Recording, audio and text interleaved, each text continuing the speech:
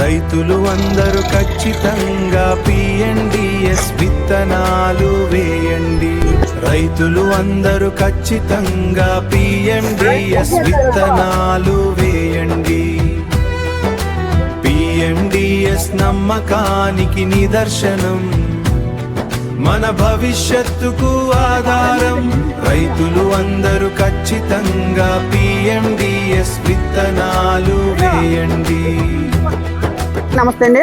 కాకినాడ జిల్లా ఏలసూరు మండలంలో DPM ఎలిజర్ గారి ఆదేశాలతో PMDS విత్తనాలు అనేది ప్రకృతి వ్యవసాయ సిబ్బంది అలాగే రైతులు కూడా విస్తృత స్థాయిలో వేయడం జరుగుతుందండి.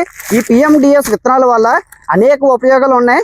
ఈ PMDS అనేది మొత్తం 31 రకాలు ఉంటాయండి. అందులో జీలుగు, జనుము, అలాగే పిల్లి పెసర, మినుములు, పెసలు, కందులు, మొక్కజొన్న, అలాగా మొత్తం 32 రకాల విత్తనాలని ఇందులో మనకి ఉంటాయండి.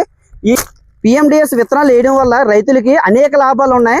PMDS వల్ల మీకు పంట యొక్క భూసారం పెరిగి పంట దిగుబడి అనేది పెరుగుతుందండి. అలాగే కలుపు నివారించబడుతుంది. తర్వాత